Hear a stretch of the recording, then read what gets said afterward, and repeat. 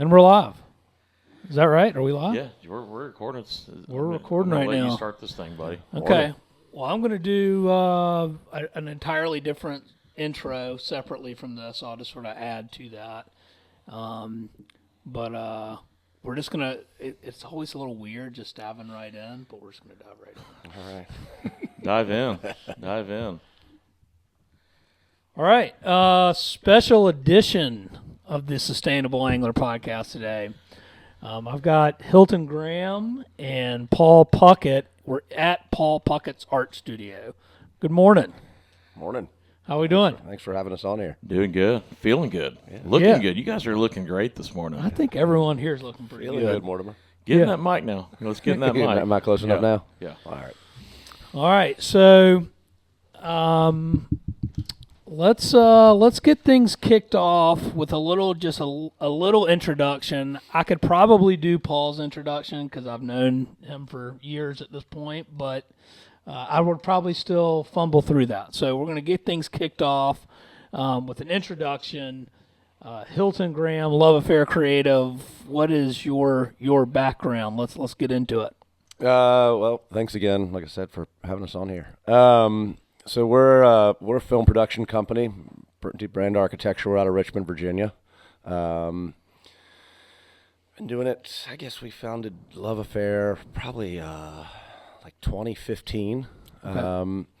I cut my teeth in the political world. I was a political operative for a long time, and on the communication side, not the policy side. I'm not that bright.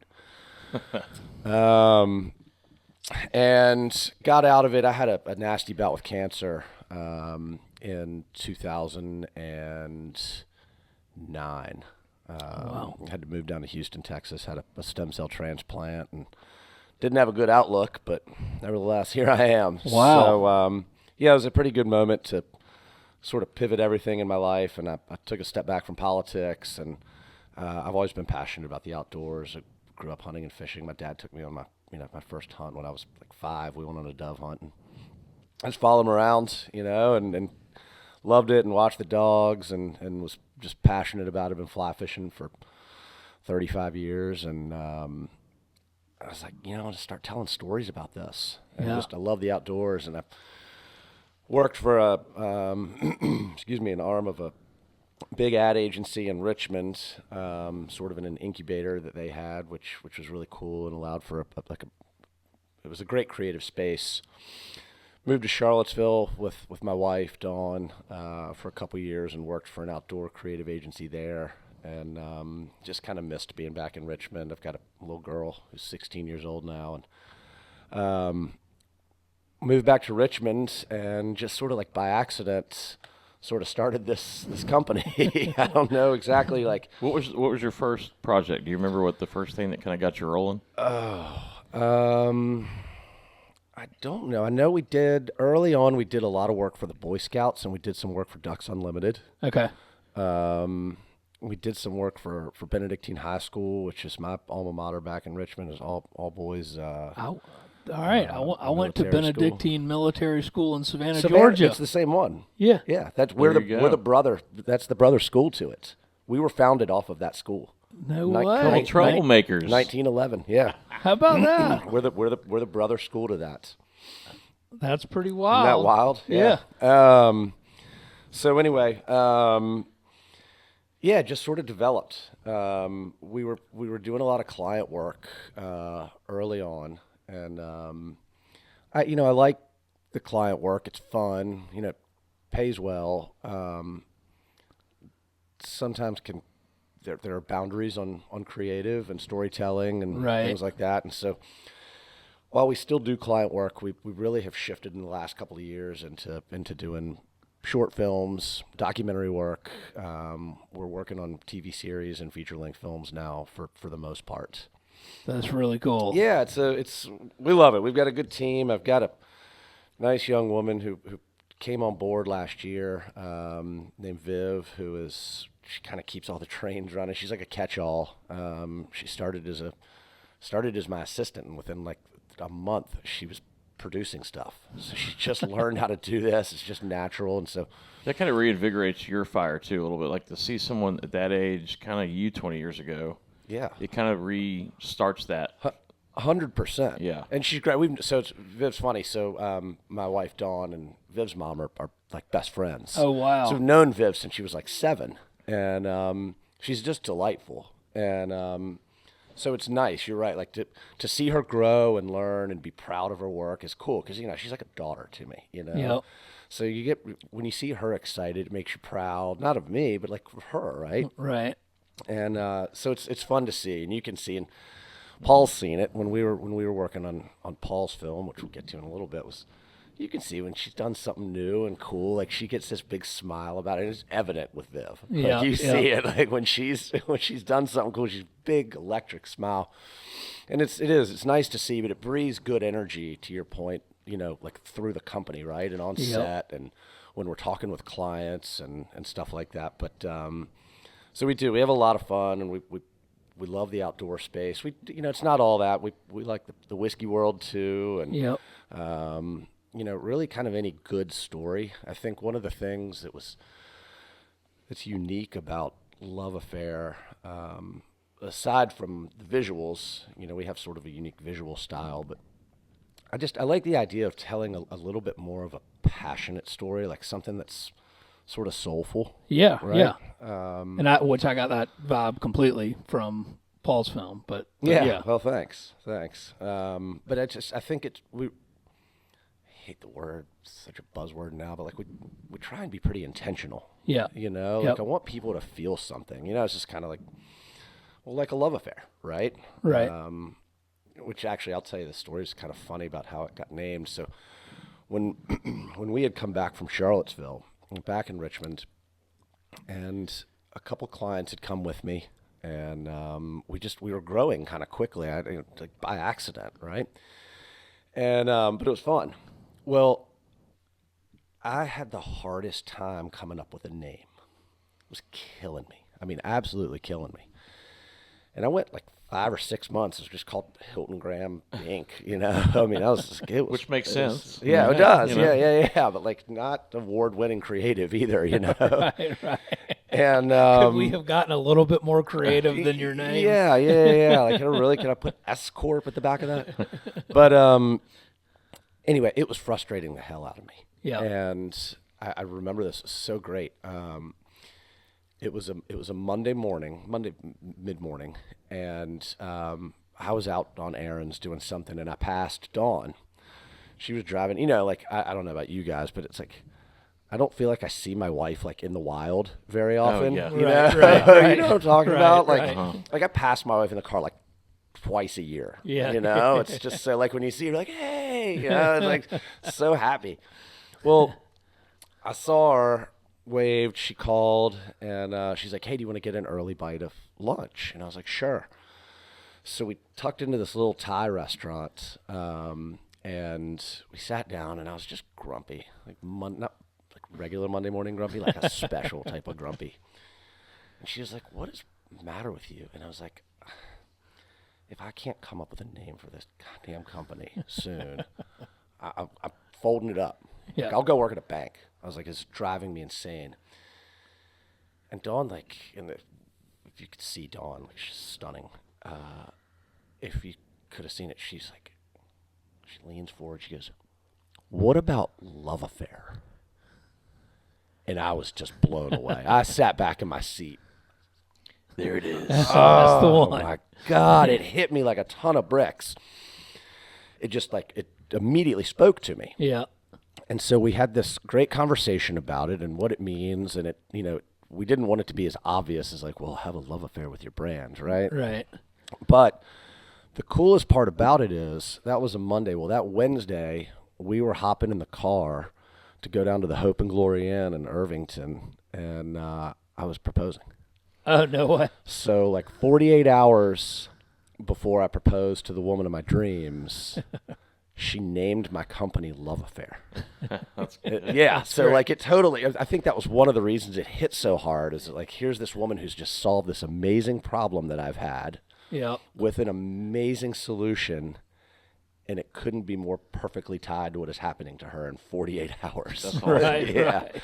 So it was. It all made sense. It does. It all makes sense. Yeah. Well, I love that. We're gonna get way more into the films in a second, but I also want to let Paul introduce himself. He's been a guest on the podcast when it was in the early goings of the sustainable. It was just audio then. You couldn't see my pretty face. It was just just years of technological advancement have brought us right here, right now. I do have a face for radio, so this video thing is new to me. Yeah, well, so just for context, Hilton and Paul have just released a new film, Only Time Will Tell, that's out in the IF4, touring the country right now.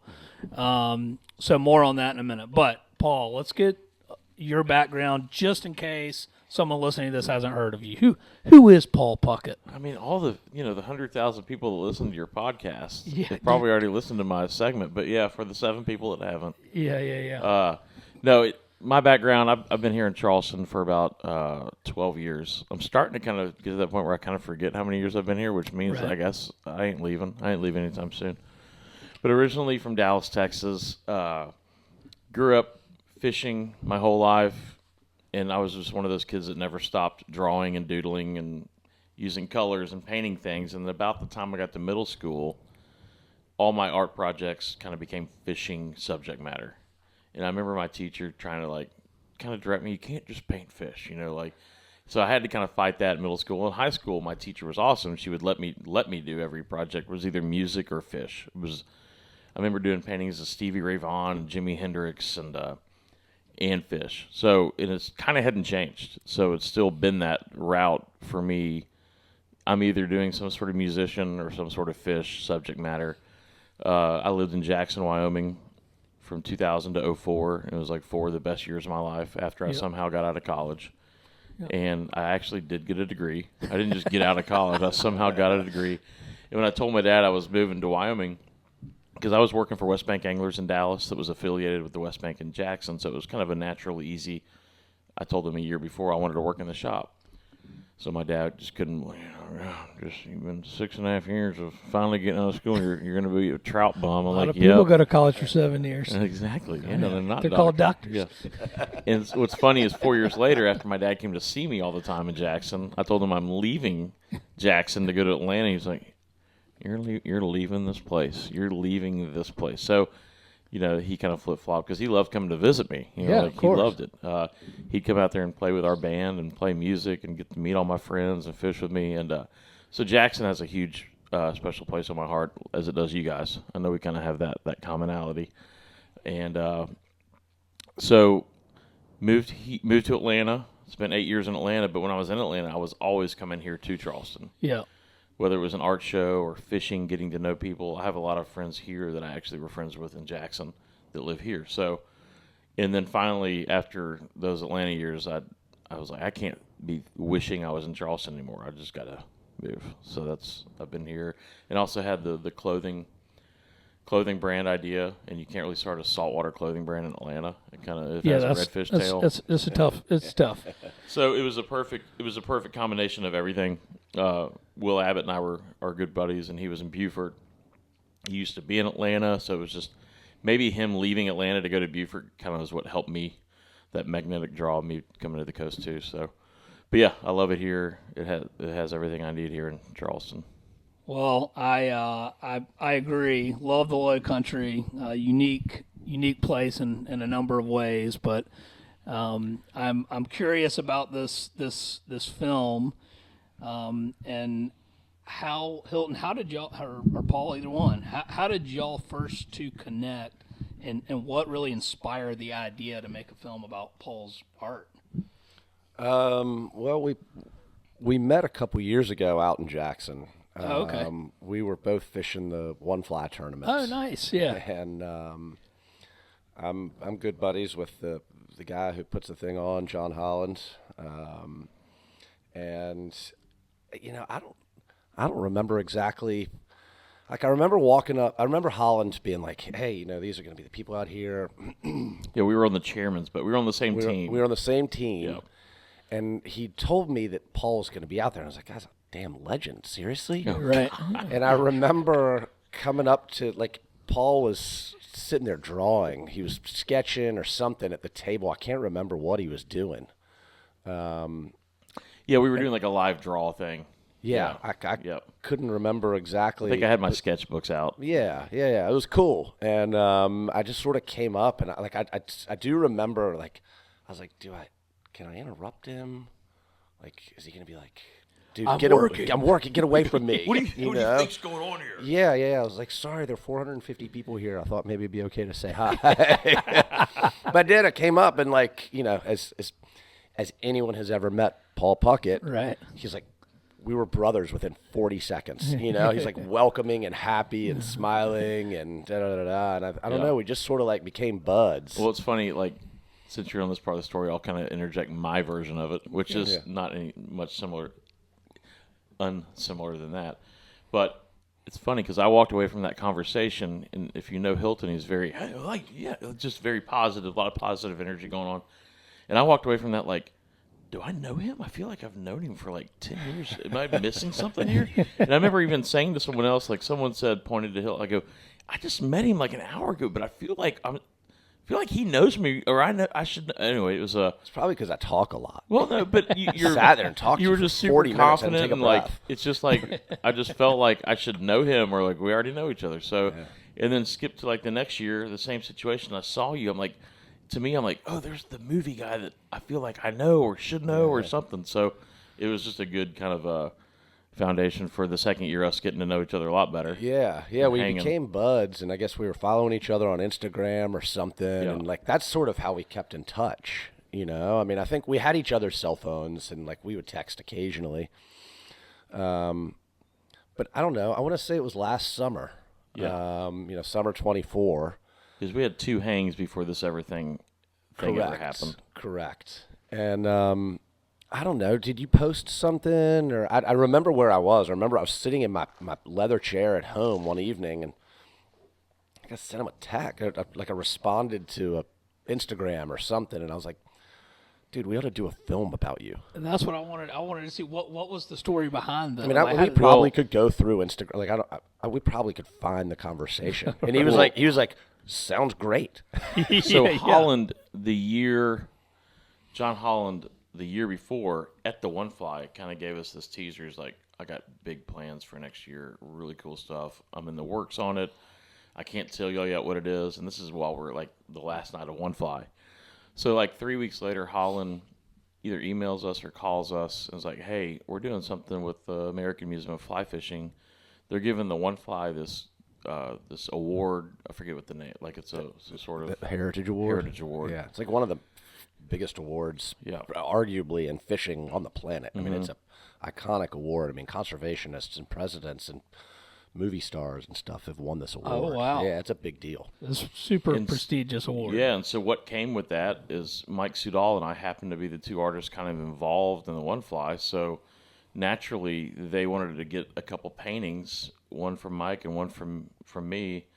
So one of the paintings I was going to do that I typically take one and they auction it off. So this time I had to take 2. One would get auctioned off and the other one they'd both get auctioned off as a package. Whoever got it would take one of them home, and then the other one would go up in the museum under that person's name and my name. So that's how that kind of happened. And you got wind of that, I guess, maybe through John or Instagram. Yeah. Through John. Yeah. And that's when you, like 3 weeks out, texted me. You're like, we should make a film about this painting going in the museum. And I'm like, well, I'm already halfway through it. Like to me, you're like wanting to come here and like film me paint it. Like, right. Do a film about you growing up. Yeah. I'm already halfway there. Missed a lot of that. So. To me, that's kind of how that happened, though. Okay. And, which was really cool that you wanted to do that. Yeah, it was awesome. So we did, like, I think we just kind of had this conversation on Instagram, like eventually moved it over to text, and we got on a call one day and just sort of, Paul's an insanely creative guy, and we just had this amazing conversation where we were just kind of like kicking ideas around, and we ended up having 2 or 3 more of them. And I think what we sort of learned was like Paul's a busy dude, right? And he's like as incredibly positive and successful and fun and all these amazing things that Paul is. Like, the guy's got one little demon and lives on his shoulder, and it's time. Yeah. He just doesn't have enough of it. And it has nothing to do with being like irresponsible about it. It's just not enough, you know? And so we sort of told that story about like Paul growing up, you know, what he was just telling us about a few minutes ago is, you know, drawing pictures of fish and glass, and how he grew into it, and how his body of work is, he would consider, and I'll let him tell it, but, you know, he considers his body of work to be like his biggest masterpiece, right? And it's like always growing, and it's and, you know, we always talk about, like, you know, well, you tell them about the question that everybody always asks you, right? Every painting's a stepping stone, and everyone, at every show, every time we're somewhere, and I think you even asked me, you know, how long did it take you to do that painting? I still ask you that. Yeah. And I'm going to ask you by the end of this. And he was asking me about the one literally behind you, Rick, the one that's in the museum. And I said, well, this is what I tell everyone. It's taken me 49 years, you know, like, because it has. Yeah. Like, I can't get to that painting if I don't do the painting that's 20 years ago that is in the film, the one on the Snake River, which at the time I thought was amazing. And then they all kind of bleed into each other. They all kind of have this same vein that's working with each other, because I can't have one without the other. So I never say a painting's terrible or bad, because at the time it was one of my best and one of my favorites. And so the one behind Hilton here is my latest one, and that's my latest. Like, I can never call it a masterpiece, because it's pretty damn good. I don't think you can call someone's paintings a masterpiece until they're long gone. Like, you look back and you say, that's his masterpiece. That's just another stepping stone. So the one after that, you know, what's it going to be? So in the film, they say, what's next? And I was like, time will tell. I mean, I don't know. So it's definitely a fun journey to be on. It's exciting, because I love that painting, the tarpon one behind you, Hilton. And for me, like, that thing right now is the one, and so the next one has to be better. That's just kind of the way we go. So I have a question for you. Probably should have covered this in the film. Part 2 in theaters. Yeah, time told us. Time was told. Time is telling. So, do you think there is a conscious effort to make your next one better, or do you think that you have naturally learned something? Like, when you're doing the gills on this thing, right? You have to do 400 of them. Do you think naturally your next one's going to be better just because you practiced, or are you like, all right, this is what I have to do, and it's got to be better? Do you understand? Yeah, what I'm asking? That's a great question. I've never thought of that. Sorry if I just ruined your next painting. No, I always talk about it real one-dimensionally, like we are now. I don't like. But when that painting leaves here, I'm going to put a new board up. I don't sit there and think, oh, my God, this one has to be the next best one. That never enters my mind. Yeah. I look at it. I've learned so many things from that painting. Composition, just the skill of, like, figuring out water. Like, how do I make it look like water without overdoing it as water? Well, I mean, the little blood coming out of the gills. Subtle, it's like, I don't want it. Yeah, just little things like that. So, yeah, I don't hit the next painting sitting there with this stress reminder of, oh my God, you know, the tarpon one was incredible. This one's got to be better. It's a general way of speaking that I just hope and try. I guess I hope the next painting's better. Right. Yeah. Okay. So it's not like you set a goal and a milestone for yourself based on your immediate past work. No. Okay. Yeah. Just me looking back on them, you can see the growth from one painting to the next. Yeah. Cool. So, accidentally. Well, I mean, each one seems to get better and better in its own unique way. I mean, you know, I follow your work and everything that comes out, like these ones you did recently with the watercolor in Mexico. Oh yeah. There was one in particular that you could see the reef. Yeah. And it was from above, and I was like, I mean, damn, if that ain't hard to tell if that water is actually a picture or was actually painted, it was painted, which is just wild. I mean, it's funny you say that. When I tell people, I've pointed a lot of people towards Paul's work over the course of the last year, and I easily could tell you that a large majority of them will get on Instagram and look at his stuff, and they'll be like, and they'll zoom in and they'll go, "Oh my God, that's a painting!" Yeah. Like, "Oh my God, I thought this was a picture." Yeah.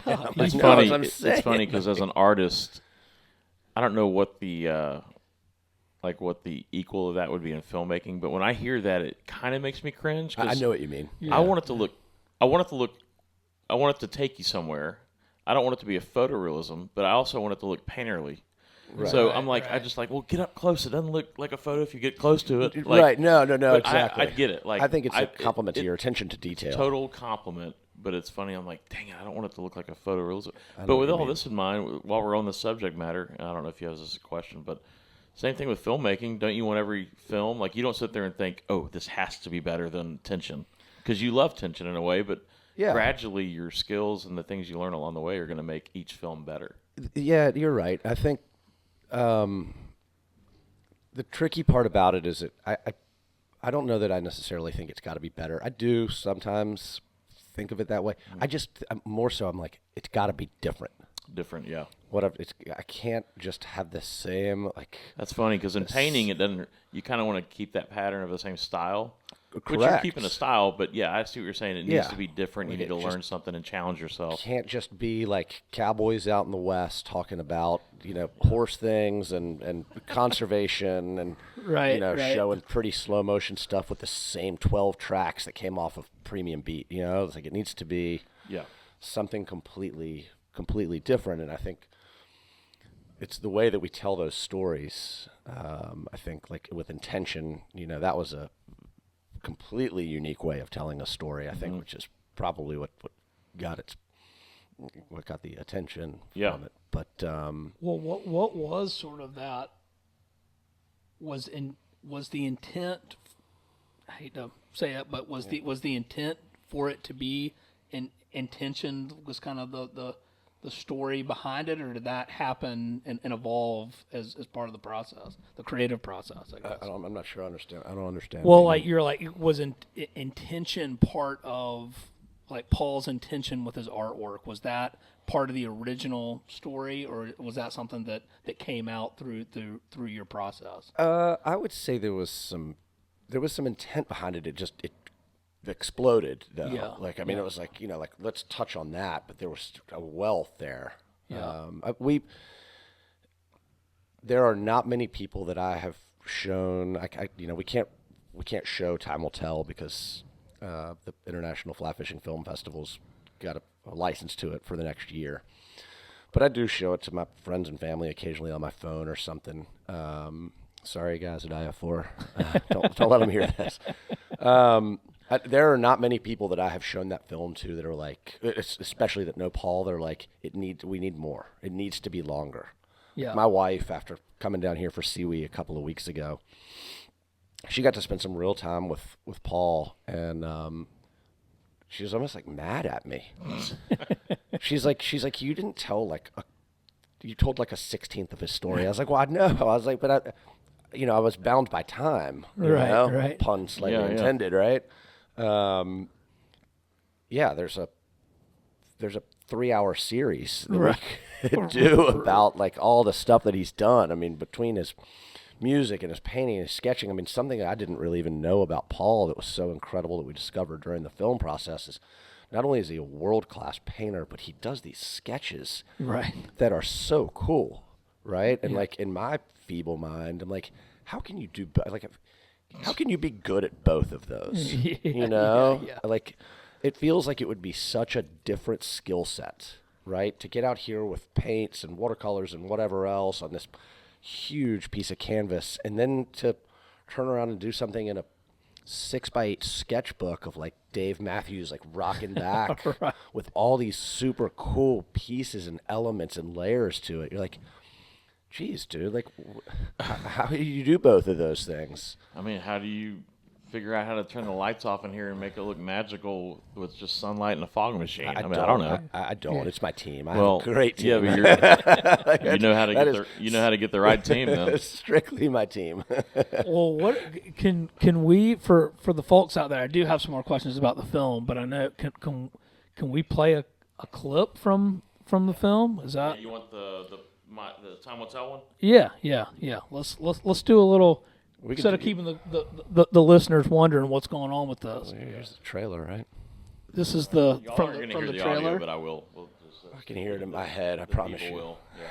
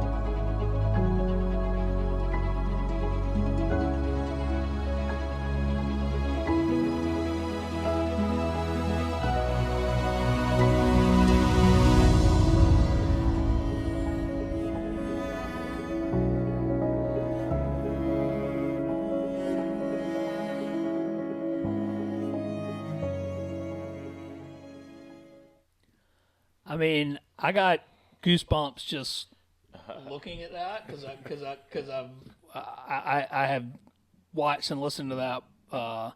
Excited for Paul about this film, which is, in my opinion, first and foremost, thank you for being the person that made a film about Paul. This is like way long overdue for how much he has done for the sport of fly fishing, sport fishing art.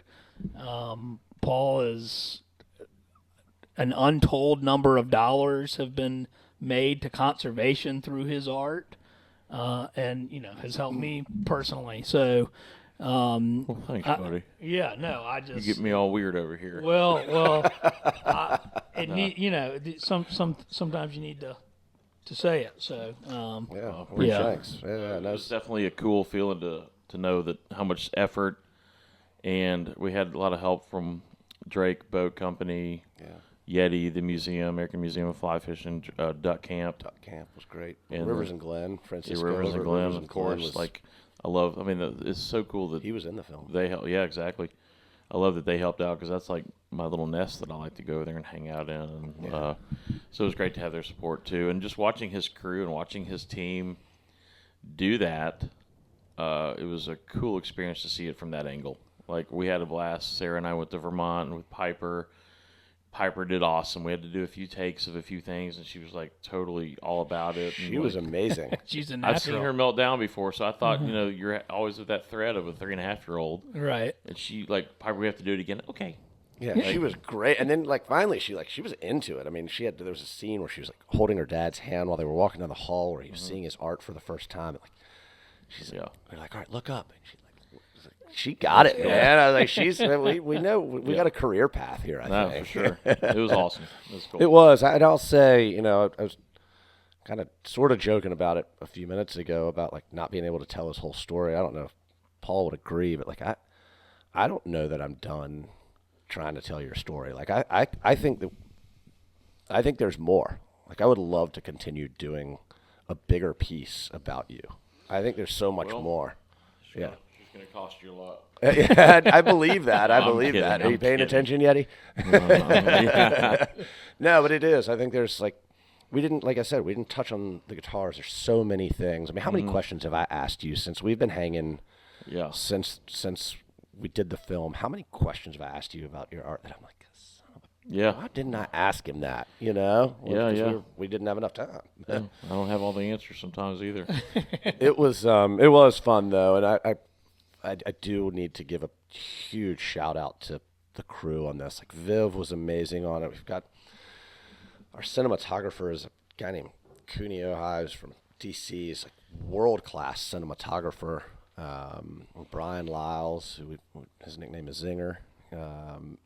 He's an amazing sound guy and key grip and gaffer. I mean, he's just kind of like catch-all Renaissance man of filmmaking. And Viv was on the thing. Matt West, who did our edit, and the handful of folks on this thing that were and my wife for being patient. We went to 5 locations in 6 weeks. Yeah, it was to wild. film. We filmed him in Jackson. We filmed him here for like 5 days or 4 days.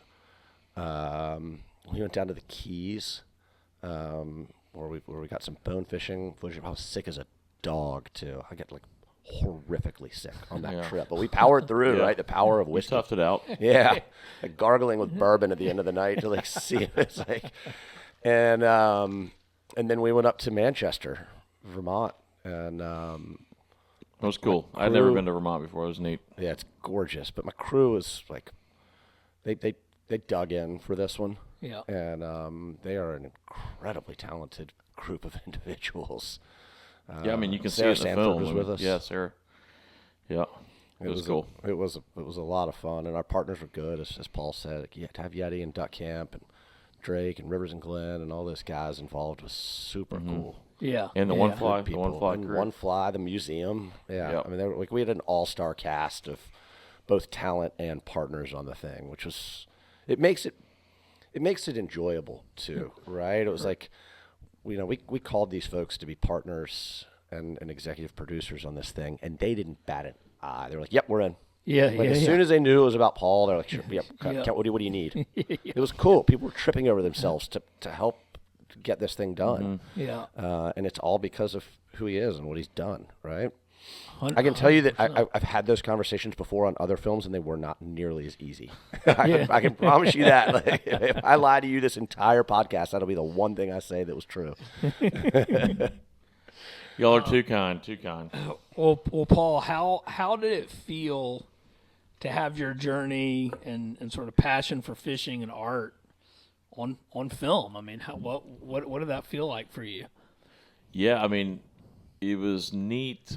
Like, so I did the Silver Kings thing with Jared a couple years ago, and that was purely focused on the pressure and the stress of catching a tarpon. And it wasn't scripted at all, but there's definitely like some things you have to make happen. And this was a little bit, obviously, it was semi-scripted. We kind of knew the storyline, what we needed to do, but all the questions were real, all the answers were real.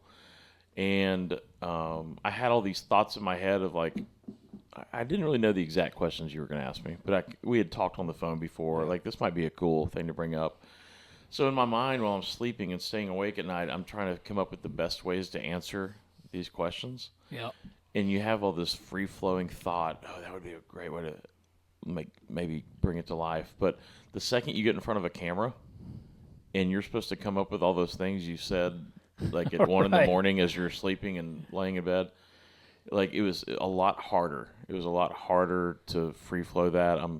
I definitely felt like after seeing it, like I can tell I was a little uncomfortable a little bit, just because it's hard to come up with these free flowing after a couple bourbon thoughts that you've had that seem so perfect in your mind, and to get in front of a camera and 4 people watching you, it's just a different world. So we had to retake a few things. Remember, I'd be like, just tell me how do I say it again? Like, I'd be like, God, I don't remember what I was going to say.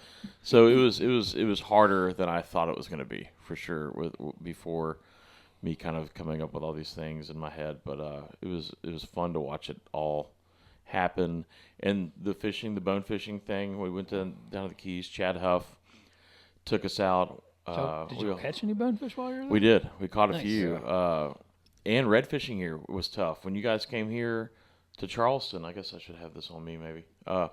When these guys came to Charleston, it was like right when we had a weather shift in like mid to late November. Wild. The weather changed, and we had Ben Young was the camera boat, and I had my buddy Kyle in town, I think, and we were just having trouble even seeing tails. There were a couple we had, but the boat cam was a little too far away to really see the tail. We didn't catch a redfish for filming here, and that was upsetting to me. Yeah. And you just can't do it every time. Weather involved. You got a crew of people. The tide didn't come in right the way it was supposed to. The one day we went out to, I forget, the Wapoo River, whatever. So it was fun, but it was frustrating at times when those kind of things would happen. Yeah. And we talked about it at the time. I think one of the things that I don't love trophy shots in films. I think there's enough of that out there.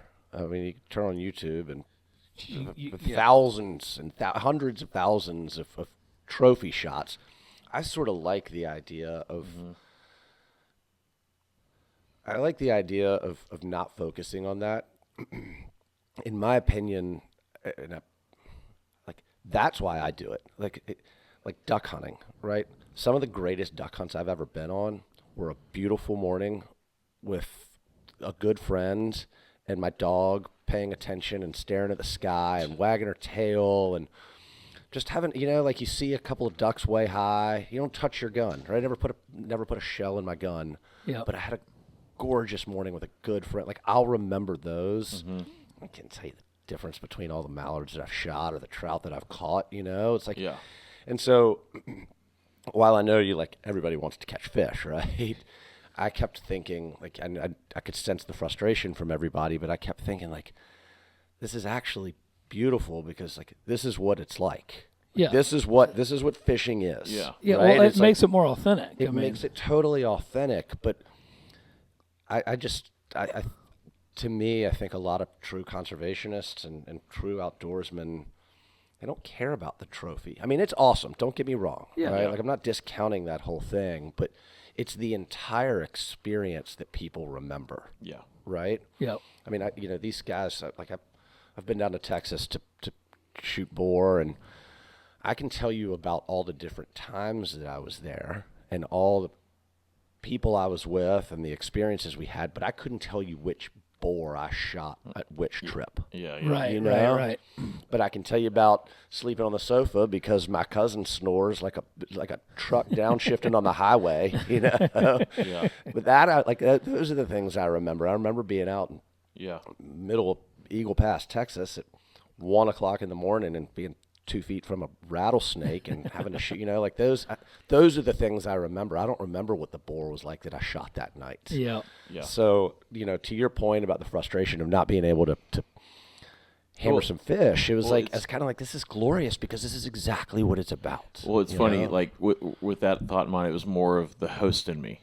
Wanted to and we even talked about that. We don't have to catch a fish. Even when we went to the Keys, we didn't have to catch a fish. Yeah, right. But I wanted these guys to see a tailing redfish, that's what I want the camera to see.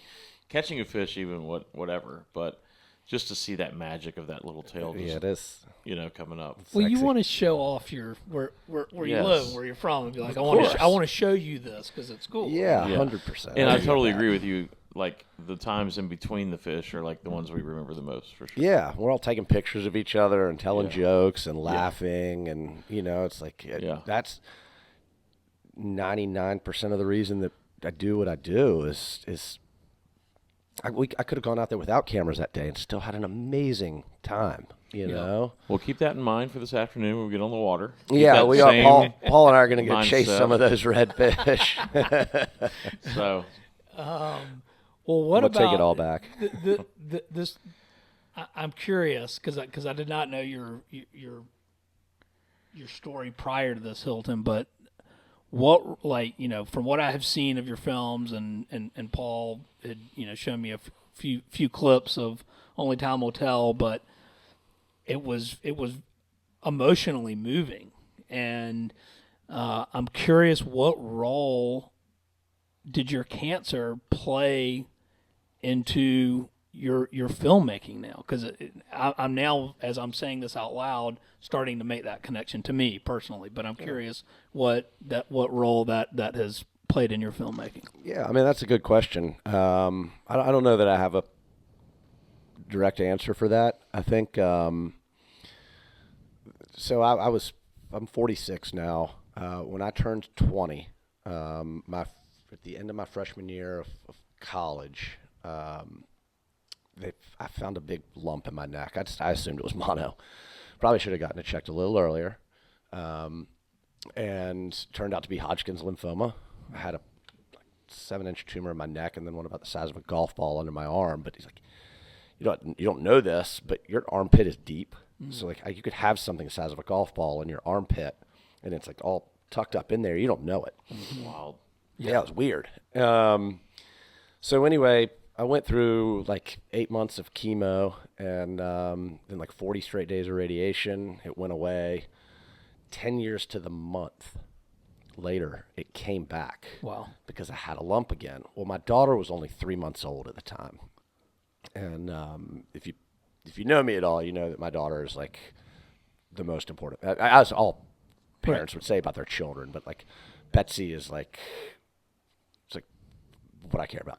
Right, you know? right, She's like incredibly special to me. Girl dad, right? Yep. And you know that from the moment you hold your kid for the first time. Well, we got sick. I got sick, and I went to a couple of different places to get treatment, and ended up talking to a good friend of mine whose in-laws are particularly powerful down at MD Anderson, and I called on like a Friday. They're like, "We'll see you on Tuesday." And I went down there and had this great, great experience. They were like, "Geez, we haven't seen anybody with a relapse over 10 years at your age ever." And we're talking about MD Anderson. I mean, we're talking about the finest cancer institute in the world. Right. So they got this group of like 100 doctors together one evening to study it, and they were like, "What we've kind of found is that like, you should do a stem cell. If you're willing to risk it, a stem cell transplant we think is like your best insurance policy. It might be overkill, but if you don't want this to come back, we think that's the best way to do it." And yeah, I think that's the best way to do it. Well, I did it. It's a horrific experience. Although all the care in the world, all the props in the world go to MD Anderson because they were so great. But move this so I can look at you. But like I said, I mean, I lost a lot of clients then too, right? I mean, I was a small, 1 to 2 man political operation. Right. And I couldn't service those folks. I was living in a hospital. I mean, I was in Houston for 1.5 years, living in and out of a hospital. I mean, I was there for 40 days at a time. Sick as a dog, not a hair on my body. My fingernails had fallen out. I mean, I was sick. Wow. And, but I was like, it was all for my daughter. Right. Like right. you don't think about when you're sick like that and you have a kid at home, your first little girl at home, you don't think like, geez, what if I don't make it? Like you just think like, when is this going to be over? Yeah. Right. Yeah. There's no concept of, am I going to abandon her? Am I going to die? It's when can I get home? Right. So like you're constantly fighting. Right. Yeah. So if you know you're constantly fighting and you've made your mind up about that, you have time to think about other things, which was, man, all right, I'm losing, I can't service my clients, so I'm losing clients. Like, am I really happy? And it's funny, like you look at me now and I'm pretty gross, grisly looking fella. But I used to have like a full head of hair, and I didn't have I shaved every day. I used to wear bow ties. I mean, I was a DC dude, preppy guy, and I'm not that way anymore. And I think it's because there was something, there's a long way around. You sit in a hospital room long enough, you start to realize that there's like a reset button that was handed to me. And I was like, maybe that's not where I need to be. Like, I don't know that I feel like myself in politics. I was chasing power, and I was like, I look back on that now, and I hated that guy. Yeah. I'm like, well, what the hell good does being able to have a senator's cell phone number? I'm never 3 dozen senators' cell phones. I've never called them once. Right. Like, who cares? Yeah. But I cared at the time. Yeah. And I think there was just this sort of like, I don't know. When you get a stem cell transplant, essentially, they harvest your stem cells, they put them in a centrifuge, and I don't know, it's wild science, but when they give you your stem cells back, they call it your rebirth. Like, that's the official name at MD Anderson for it. Like, if I were to check in for an appointment down there, like I'm 18 years old to them, or however, 16 years old to them. Right. Like, you get all of your I had to get my polio and chickenpox, like all my vaccines. Oh, wow. Like, literally, you start your life over. That's unbelievable. Physically. Wow. It's wild. Like I said, your fingernails fall out. You grow new fingernails. I mean, it's insane. Eyebrows, everything. And I don't know if there's also something that happens maybe in your DNA. So I was my own donor. You can do it 2 ways. You can get stem cells from somebody else. They had cleaned my blood well enough that they thought that they could use mine again, like start me over. So again, that's a reset button. And I don't know if there's something both medical and sort of psychological or physical and psychological, but something about it, I was like, you know what? I was like, I don't feel like I don't like that guy. You know? I was like, I don't want to be. Why do I care about being powerful or being recognized for getting bills through the Senate or being a political operative? You know, I was like, no disrespect to that. You know, I mean, Right. do I miss it sometimes? Yeah. Do I miss the good parts? Yeah, sure. Like, it's fun. I worked with amazing people. I worked with some real bastards too. Yeah. But Sure. but you know, the end of the day, I was sort of like, I'm gonna grow a beard, you know, and then next thing you know, you look in the mirror and you're like, oh, I look different, and I'm gonna just kind of act. You're taking on a whole new just kind of persona. Yeah, and then it's not, the thing is that it's new, but it's the real one. It's always been there. Yeah. Yeah. It's like you discovered it, right? And Yeah. that was, so yes, sorry for such a long answer to that, but the idea is like, I think so. I mean, I remember this one time I was literally lying in that hospital room and watching TV. And if you've ever been in a hospital room, you know that the TVs are less than be desired, right? They're not great. Yeah. You get 9 channels and 6 of them are bad. But I remember watching a spider climb up a wall one day, and I was like charting its path like over the window, and like, you know, I was like, I remember creating a story about it. I was like, where he's going? He's got a family, you know. And like, I was so bored. And you know, I do remember that moment thinking like, huh, I just came up with an entire narrative about this spider that's definitely going to die in a little while, you know, like I'll probably end up killing it. Yeah. But yeah, there was just something that I think there was an authenticity and like wanting to tell stories. One of the things that I did, I had do you know what Caring Bridge is? Yep. Caring Bridge was sort of like a blog sort of thing for people that are sick, and I had started one. I don't know why, but I kept people in tune on my, and I had something like 15,000 followers on the thing, and Wow. but I made it funny. Yep. Generally, like, try to be positive Yeah. about it. You know, a lot of these Caring Bridge things are like, oh my God, they did this and that today, and it's so sad. Yep. I'm like, nah, dude. I was like, let's talk about donuts. You know, like Yeah, this yeah. MD Anderson's got the finest food in the world. You know, like let's talk about cheesecake, because you haven't had a cheesecake until you've had cheesecake at MD Anderson. You know, but I remember telling these stories about what I was up to during the day, and people loved them, and I was like, well, this is fun. You know, Yeah. like this feels authentic, and it just sort of like resonated with me, and so I do. I think that's that. I don't know that I've ever actually like truly considered it, but I think you bring up a good point. I think there's a lot probably that experience responsible for wanting to tell like emotional, powerful, heavy stories. I'm not a particularly emotional guy, as my wife will tell you, like rather stoic at most times, I think, and or so she would say. But I also feel like this is like an outlet for me to like be emotional, right? To like feel things that I wouldn't Yeah. normally feel. I'm gonna like Yeah. we're gonna go create it. The tension film tells me all that stuff. Like, Yeah. you know, I've told you this before. When I first started, I think you sent me a clip of it. I hadn't seen it in the theater yet, but you sent me like, it was still on the tour, but you kind of sent me the Secret Ops link to watch it.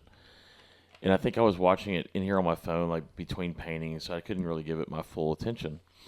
But at first, I wasn't buying it. I was just like, oh, okay, what? We're speaking through the fly? Like, And like I've told you, I don't know what the word was for me. It wasn't cheesy. That wasn't the right word, but it was just, I think I was scared of it. I think I was just like, this is out of the norm. Yeah. This is not my deal. I'm probably not going to watch this. And what's funny is I kind of lost track of time over the last month and never came back to it. And then the film tour came through here in August. So I was like, I'm just going to wait and see it in the theater. At that point, I knew I was not going to watch the rest of it on my TV or iPad. And I think we were a couple weeks away from the film. And at this point, I think we knew we were going to do something. Yeah, we did. We did. So it was like, I'm going to watch the rest of the film in the theater. At the end of it, I'm crying. I'm like, oh. Like, I'm just like, this film's incredible. And, like, everyone's turning around. Like, Doug was like, this guy that made this? I'm like, yeah. And so everyone was totally bought in halfway through it because when I got past, like, a minute past the point where I stopped watching it is when I started really getting into it. Yeah. So it's definitely but the whole daughter thing is real powerful in that. I appreciate the female character, I guess we can call her, is the main focal point of the film in Jackson. You can watch it on your YouTube channel. I can play a little clip on our too. Website, yeah, it's awesome though. The long for those who've not seen Tension, the story is about a young woman who is a fly fishing guide, and she is getting ready to guide her first one fly. And for those who don't know what the one fly competition is, you got to look it up. It's an incredible competition out in Jackson Hole, but you fish for 2 days and you can only use one fly each day. And if you lose that fly, you're out for the day. Yeah. A lot of pressure. It's just the coolest thing. My explanation doesn't even begin to explain how the energy around it. Mm-hmm. But anyway, she's getting ready to. I wrote this story of this girl. She's getting ready to fish it. Well, she's getting ready to fish it with an old fly that her grandfather had given her like 25 years ago when she was just a little kid. They were best friends right now. Just think about it. they were best friends. He helped raise her, and she was the apple of his eye, and the whole amazing relationship, right? Yeah. Old cowboy, and she's gonna doctor up this fly and use it, and so Tension is all about the lessons that this girl learned from her grandfather, but it's all told from the perspective of the fly. Oh, wow. Cool. So we created a personality, and the fly narrates the entire film. And that's so cool. we kind of turn the fly into sort of an old cowboy and like all these cool life lessons about conservation and working together and, working together, being friends and taking care of the planet and trusting one another and all these, the kind of Western ethics, Western code, that we did. So anyway, it actually ended up winning the International Fly Fishing Film Festival, which was a pretty big honor. But I had talk about an amazing team. I had an amazing team on that too. And that was your second win in a row, right? Father Nature. It was, yeah. As a matter of fact, you're right. I guess we won. We tied for first place. Okay. A win's a win, I guess. The year before that with Father Nature, which was a real cool film. There's going to be a lot more about that, actually, that people will see soon. It's a story about John Turner, who was, or is, fifth generation Wyoming rancher out at Triangle X Ranch in Jackson. Yep. And he is the guy who was responsible for releasing the wolves back into Yellowstone. Really? It's just arguably one of the greatest conservationists of our time. He has conserved over 30 million acres. And to our knowledge, no one else has ever done that except for one person. You guys know who that is? No. Teddy Roosevelt. Oh, well. Yeah. But he was the guy who got the gray spotted owl on the list. I mean, he's done some amazing stuff. He built the Conservation Leadership Institute out in West Virginia. And he's just an all-around stud. He's got a cool story. He's got an amazing family. And so we told this story called Father Nature about like some of the work that he's done. And sort of same deal with Paul. Like there's a lot we haven't told yet. We're working on a feature film that's going to involve him. But we told that story. That was kind of a funny one because IF4 called me and they said, hey, do you have anything? This would have been, 2023. I said, do you have anything for the festival? I was like, I don't. I was like, I got a trailer. They're like, we don't do trailers. I was like, all right, well then no. Then we'll send it to us. And I sent it and they were like, oh my God, this is an amazing story. Can we build some more fishing into it? Can you develop it a little bit more and let's turn it into like a short film? So we did. We went back out to Jackson and we got on the snake and caught a bunch of fish. That was the year I met you. That's when it. you were out there working on it. Yeah. We caught a bunch of fish, unlike here in Charleston. And we turned around a pretty quick film, and we ended up winning then too, which was cool. So, I love being a writer and a director, and it's fun. I can't take a lot of credit for it though, because my team's insane, but like my subjects are awesome. Yeah. Like fly fishing in Jackson Hole, world-class artist. If you can't film that properly, you got to hang it up. We just go find something else to do. I don't know about that, but I appreciate your modesty. But from what I have seen of your films, they're pretty special. Well, I appreciate that. It just I kind of don't feel like I have a lot to do with it. I mean, I rely on the fact that I've got good subjects and I've got a you've good got team. the vision and the creative and the storytelling. That's definitely a pretty big part of it, I'd say. All for right, sure. fair enough. Yeah. I'll accept that later. Well, we mentioned conservation, but I do want to. We're on the sustainable angler, so I do want to dive in a little bit on conservation. And I'm curious, this one's for you, Paul, of the, many of your paintings highlight fishing landscapes, right? The beauty of the natural world. Do you see your art as a way to inspire conservation at all? Yeah, I mean, I could, when I'm doing it, not necessarily, but for instance, we've got the One Fly coming up in September. So I'm going to do a painting, and I always donate for that every year. Same thing with Baracho tournament in Texas. But for the One Fly, it's going to be some sort of Western Snake River, South Fork, or Upper Snake scene. And my job is to do the best painting I can do for that so it raises the most possible amount of money. Mm-hmm.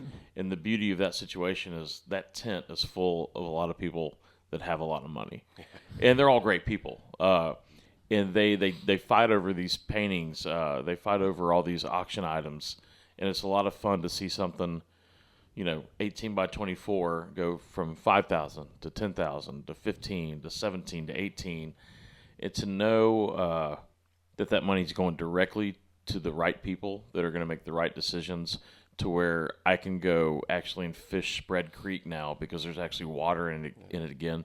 There had been water in that thing since like the late 90s, and there is now because of these type of projects that the One Fly does. That's amazing. So I don't know that it inspires conservation, but it goes towards helping conservation. And maybe it inspires another kid. Like when I was in Denver, I met this kid that was, he wouldn't get off my ass about asking me art questions. Like, this is the next Paul Puckett. Like, I was seeing him as if I was him, I'd be doing the same thing, running. I would be chasing around Tim Borski. I'd be chasing around Mark Cicino, asking him all the questions he was asking me, and his dad would be like, I'm sorry. I'm like, no, I love it. And then I went down to another booth and saw him talking to another artist. I'm like, this kid's got it. So maybe doing a painting for One Fly and he sees it, that could inspire him to be an artist to do the same things that I'm doing now. So in that regard, it could inspire conservation for sure. Well, similar question for you, Hilton, and just sort of what role does conservation play in inspiring your filmmaking? Well, I mean, it's central theme to a lot of our films, obviously, but just because I'm passionate about it. I lost my dad a couple years ago, and he's the one who first introduced me to the outdoors, as I mentioned earlier. So I feel like somewhere tied in there's like a little bit of respect and honor and tribute to him to continue kind of this legacy of taking care of our planet and our natural resources. I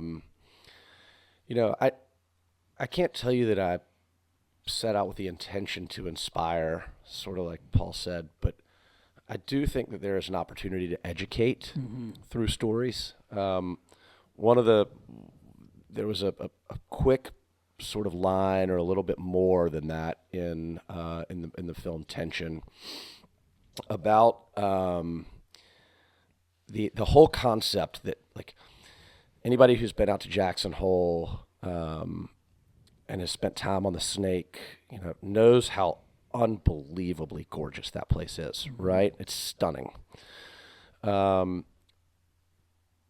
Everybody's out there. They want to see the moose, and they want to see the elk, and they want to see the aspens, and they want to see the crystal clear water of the Snake, and all these different things, right? And the bears and the vegetation, and it's just.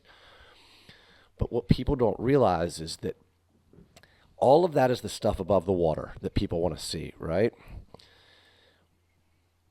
None of that exists if we don't take care of what's below the surface there, underwater, right? If we don't take care of that, there's no vegetation. There's no food for the animals. These banks are going to dry up.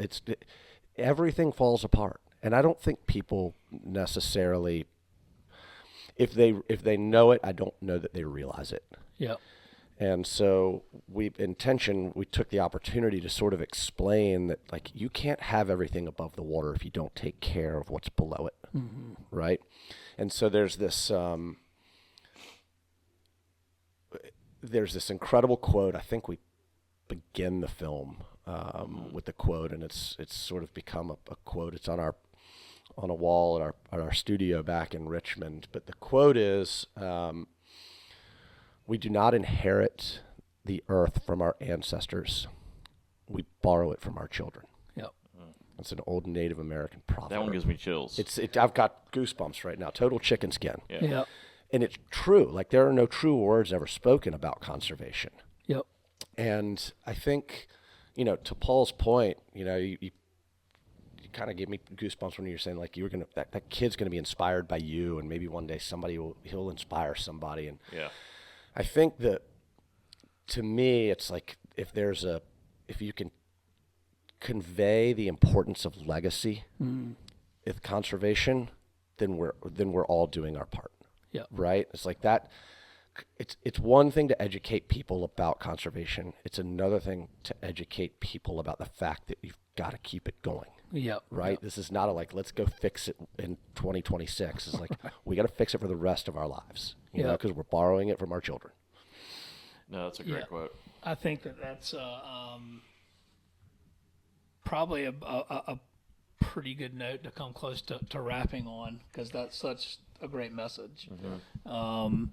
Well, we got to pour a sip of the whiskey in here too, as we kind of fade out. Yeah. Well, of course. But I want to, just take the opportunity to thank both of y'all for Hilton creating and writing some inspiring films. Paul, for your art. Well, thanks for everything you do too, buddy. Man, it's amazing. Just what he said. You're keeping this ship going down. I mean, you're still doing it, buddy. You're still doing it. It's fun. It's been fun to see, and I mean, everything you do, you clearly believe in it, and you give it everything you've got. Because I mean, I've seen you've been doing it for 6-7 years now. Emerger Strategies will be 9 years this year. Wow. And the podcast is 7 years old. So yeah, I mean, That's awesome. I think it's just I think people protect what they love, is what I think. And if you love to fish, you're gonna care about fisheries and what's happening to them. If you love to hunt, you're gonna care about. If you love duck hunt, you're gonna care about wetlands. Yeah. And it's just we need more. I think what y'all bring to the table is that the things that I'm always looking for inspiration. And so it's like, when I see things or I watch something and it inspires me, like, that's the fuel that keeps you going. 'Cause it can be a little depressing otherwise. I understand. So like, when some of your art and, the films that you're making, those are I think, fuel for a lot of people that go, we really, we need, I want to take my grandkids out on, if I'm lucky to have them, out here, and go catch some blue crab, take them home, cook them, and eat them. Want to show them how to catch a redfish, and experience part of the culture of the Low Country. And we can't do that if we don't think about the decisions we're making today and how it will impact those future generations and what we're leaving behind to them. So I think it's really, Well, and all the businesses you've inspired, though, to make changes and make decisions that make everything better, too. So every day you're inspiring people to make changes and hopefully inspiring other younger kids to do something similar to what you're doing one day, So those decisions go home to their families. I just talked to this guy today, and he's got these great ways we can help our business to be better, and those are the things that are changing the world too. So we appreciate what you do. You definitely make a direct impact for sure. well, You're very action oriented. I know. It's impressive. Well, I appreciate the kind word, but yeah. So we're all hey, look, we're all doing what we can, what we got. That's and, right. And, That's right. And if people want to find out more about Love Affair, watch some of these trailers, watch some of your films, what's your website? It's loveaffaircreative.com. Okay. And they can find us on Instagram and YouTube. YouTube, yeah. We're kind of typing in Love Affair on YouTube is takes you to some strange rethinking that a little bit. But yeah, if you get to the 13th page, you'll find us in there somewhere. Both of my followers. But yeah, I just subscribed today, so you have 3 now. Did you have 3 people now? It's you, my mom, and Dawn. Yeah. Rick, you want in on this? Yeah, I got in on it this morning too. You Okay. got 4 amazing. now. I'm gonna be on page 12 now. Yeah. That's awesome. And what about Paul? I mean, I don't think it's hard for people to find you, but if I was just looking for some fine arting from Paul Puckett, where am I going to get that? I'm tucked in a little corner over there. If you go through 13 pages, look up Paul Puckett Art on Instagram. Yeah. Or paulpuckettart.com. All right. Love it. You heard it here. Oh, and by the way, I'll give a shameless plug for both of you.